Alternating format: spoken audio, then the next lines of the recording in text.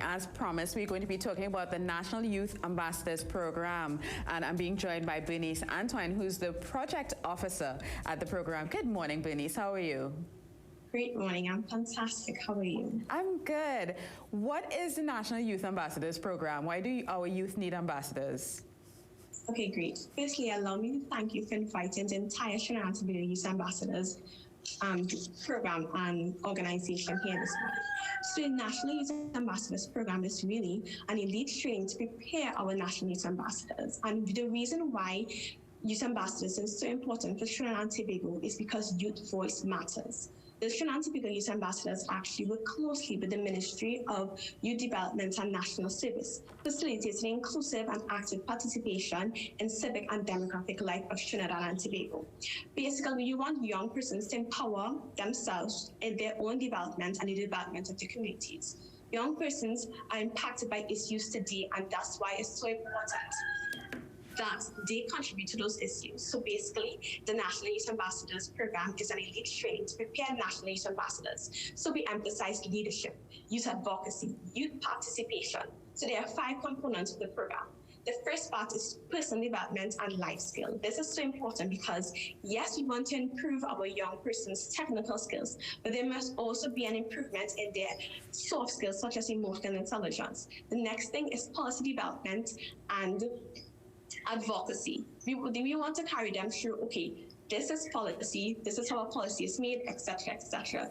The third part of the component is parliament procedures and the learning about the Westminster system. So definitely a little bit of social studies that we'll all appreciate. The third one, which I think is extremely important, is definitely the service project. I mentioned earlier that youth participation is very important because we can shape our future and the future of our communities. And so, yes, it's all well and good learning all this information about personal development, advocacy, but how are you going to apply it to your community? Basically, the Trinidad and Tobago Youth Ambassadors, we want young persons to empower themselves to be the change agents in their communities. So, and that's exactly what the National Youth Ambassadors Program is speaking to. The 5th component of the program is a debate. So this is a year-long program that runs on Saturdays and Sundays from 5 p.m. to 8 p.m. That we want that is an elite training to empower our future Trinidad and Tobago Youth Ambassadors. And the reason why Youth Ambassadors matters is because youth voices are important. Youth face issues today, and we must take a stronghold. We must be the face of our issues and advocating for issues that's important. Bernice, how did you get involved with the National Youth Ambassadors Program? Because it sounds like a very intensive but very interesting program. Okay, so I was actually involved in the program last year during the recent elections. I came on as the project officer, and so far my experience has been phenomenal, engaging with other young persons. Being part of the National Youth Ambassadors Program, we would have done a lot of initiatives. So recently we held a 16 days of activism gender-based against gender-based violence campaign because we recognize the gender-based violence in the Caribbean. We would have done a lot of, for example, Project Smile, where we do food drives to people in the community and vulnerable communities as well. So my experience has been phenomenal. It has been so impactful and engaging to just be involved in my communities and know that I have the voice and I can make the difference as a young person, and collaborating with other young persons who hold that same mindset, that recognize that they have the power to change their communities and to change the trajectory of their life. Now, you said it's Saturdays and Sundays from 5 p.m. to 8 p.m. and it's about a year-long program. So the stuff that you're doing on those weekends for those few hours, is it enough to sustain you? Because I'm like, every Saturday and Sunday for you? Yes, it's definitely enough to sustain the entire program, because we want to ensure that our National Youth Ambassadors, that they are well equipped to advocate on behalf of issues that young persons are facing. So the program is a training program I would have mentioned. So after you graduate, you're officially the Trinidad and Tobago Youth Ambassadors. At that point, you have several functions. I would like to highlight. The first one is that you have to be, well equipped with national issues knowledgeable about national issues so that you could advocate on other young persons' behalf, as well as you have to do a service project. So I keep mentioning community, being able to impact your community. So of course, any young persons interested in directly impacting their communities, this is a phenomenal program for them. It's also a leadership program, advocacy program. It's so much into one. I would recommend to everyone. And you're saying that, you know, a lot of it is working in your community. So you'll have two very interesting programs that I need you to talk about, Camp Excel and Girls Take Over Parliament. Y'all are going to be taking over the Parliament Saturday, the 3rd of July, I believe. This is this Saturday. So actually the deadline, the Girls Take Over Parliament is a global civic engagement movement, literally changing the face of politics. The Youth Trinidad and Tobago Youth Ambassadors, we want to see more women involved in leadership roles. So that's exactly what our Girls Take Over Parliament is about. Involving young women into the political atmosphere of Trinidad and Tobago, empowering young persons with life skills and life support. So first, you apply. You have to be between the ages of 15 to 25. It's held on a Sunday between 3 p.m. to 5 p.m. And then there's an incubator where you learn the necessary skills, life skills, personal development, leadership, advocacy, public speaking. And then you take over. So originally, how the program was planned is that you either take over a person in authority office for the day, or you literally take over Parliament. However, of course, as COVID-19 is evolving, we'll monitor the situation. But one thing is for sure is that we'll always prioritize the value and the experience of all the participants, all the young women in this program, to ensure that they get the most out of this program and ensure that they feel supported throughout so that they are confident to literally change the face of politics. Right, and the deadline for Girls Take Over the Parliament is this Saturday, July 3rd. Talk to me about Camp Excel. Of course, because of COVID-19, it's going virtual. Yes. So Camp Excel is, as the name would suggest, a camp that wants to excel the potential of young persons. It's between the July and August vacation. It's actually starting on the 12th of July and running to the 13th of August. So at that campus will be a virtual camp and exposing the individuals to art, to craft, to music, to dance, personal development, and motivational strategies. So, of course, we don't want it to be to the expense of parents where they have to go out and buy art supplies, but really DIY projects, personal developmental programs, teaching young persons about stress management, emotional intelligence, and we have different age groups because it's from 5 to 18. So there are two age groups from 5 to 11, and they'll be doing a different set of activities from the older age group. So yes, that's what Camp Excel is about. It's a virtual camp seeking to achieve the full potential of the participants of the camp. So you are the project officer of the National Youth Ambassadors Program. Where can we go to find out more about the stuff that you're doing? And talk to us about what do you do as a project officer? What's your role and responsibility for okay. The Youth Ambassador Program? No problem. Okay, so of course, for all those interested individuals, please go to our Instagram page at Youth Ambassadors TT. I say that again, Youth Ambassadors TT, or you can email us at info.ttya@gmail.com. Again, that's info.ttya@gmail.com. Now, my role as a project officer of the Trinidad and Tobago Youth Ambassadors has been such an enlightening experience.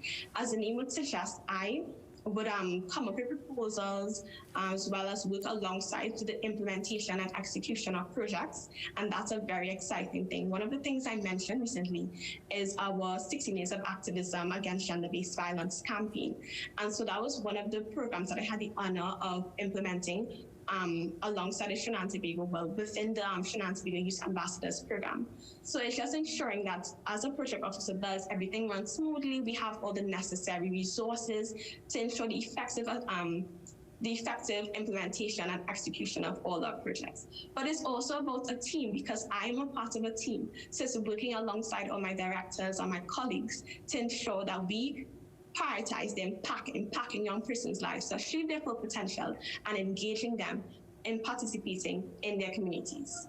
I do feel that Trinidad and Tobago still remains a society where we talk at children or talk at our youth, but we don't talk with them. What are some of the things that we ought to be doing to seriously engage with our young people so that as many sectors of the fullness of our society gets to participate in our growth and development?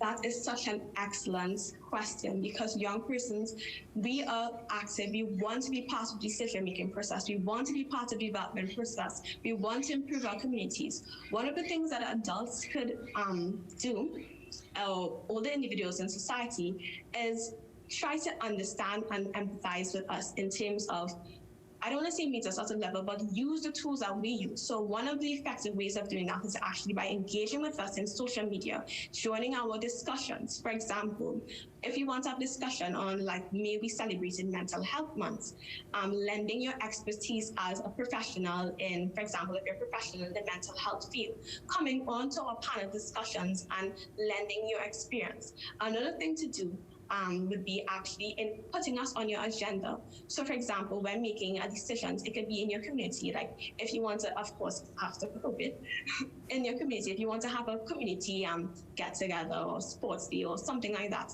ensuring that young persons are on that planning committee so that the youth perspective is always and directly at, not at the center, but always involved. And so youth are catered for.